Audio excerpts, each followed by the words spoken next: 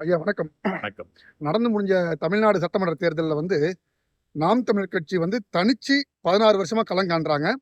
இந்த வாட்டியும் தனிச்சு களம் கண்டாங்க. ஆனா அவங்களுடைய எதிர்பார்ப்பு பெரிய அளவுல அவங்க எதிர்பார்ப்பு இல்ல, மொத்த தமிழ்நாட்டோட எதிர்பார்ப்பே சீமான் மீது ரொம்ப எதிர்பார்ப்பா இருந்தது. ஆனா அதற்கு நேர் எதிராக ஒரு தீர்ப்பு வந்திருக்கு. அது ரொம்ப வருத்தம் அளிக்குது. இத நீங்க எப்படி பார்க்குறீங்க?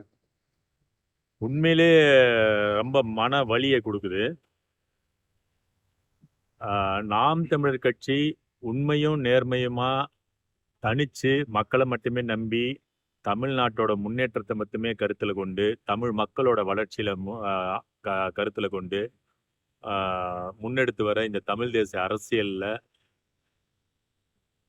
அரசியல் அந்த முன்னேற்ற இதுல ஏற்பட்டிருக்கிற இது தடன்னு சொல்ல முடியாது. ஒரு தற்காலிக சுணக்கம் தான் சொல்லணும். ஏன்னா காரணம் என்னன்னு பார்த்தீங்கன்னா, திமுக, அதிமுகவுக்கு எதிரான ஓட்டு இந்த தேர்தல்ல விழுன்றது நம்ம எதிர்பார்த்த ஒண்ணுதான். அதனால தான் நம்ம ஒரு பெரும்பாலான அ வாக்க பெறுவோம். ஒரு பெரிய மைல்கல்ல தொடுவோன்ற எதிர்பார்ப்பு இருந்துச்சு.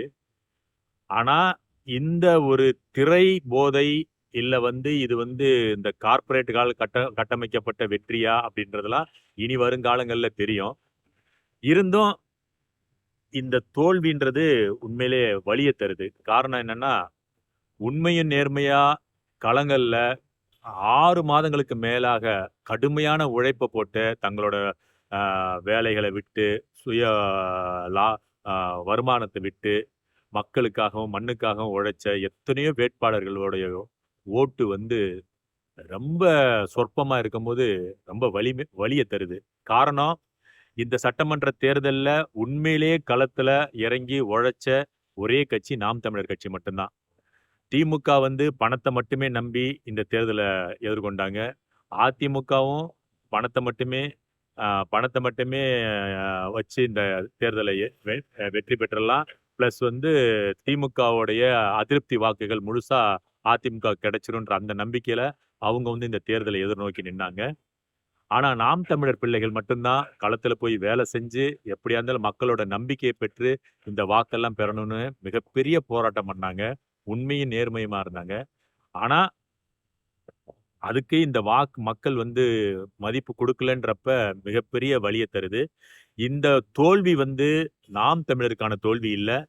இது மக்கள் அவங்களுக்கு ஏற்படுத்திக் கொண்ட தோல்வின்னு தான் பார்க்குறோம். இருந்தாலும் மக்களோட களத்திலிருந்து நாம் தமிழர் கட்சி எந்த வகையிலயும் விலகி செல்லாது. தொடர்ந்து மக்களுடைய இந்த களப்பணியில நிக்கும். தொடர்ந்து போராடும். ஆம், இன்னொன்னு பார்த்தீங்கன்னா, ஆ நாம் தமிழர் கட்சியோட தலைமை ஒருங்கிணைப்பாளருடைய கட்டுத்தொகையே திரும்ப கிடைக்காத அளவுக்கு தோற்றிருக்கிறாங்கன்னு சொல்லி, எகத்தாளம் பேசக்கூடியவங்களுக்கு ஒரு பதிவு சொல்லிடுறேன். இந்த திரை போதையிலேயே வாக்கு பெற்ற இவுங்க அவங்க என்ன வேணாலும் அவங்களுக்கே தெரியும் இந்த வெற்றி அவங்களுக்கான வெற்றி கிடையாது. இது ஒரு மேஜிக் தான் இது.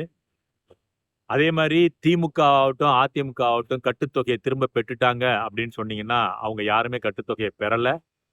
ஏன்னா, அவங்க வாங்குன வாக்குகள் அவங்களுடைய தனிப்பட்ட வாக்கு இல்ல, ஒரு கூட்டணியோட வாக்கு.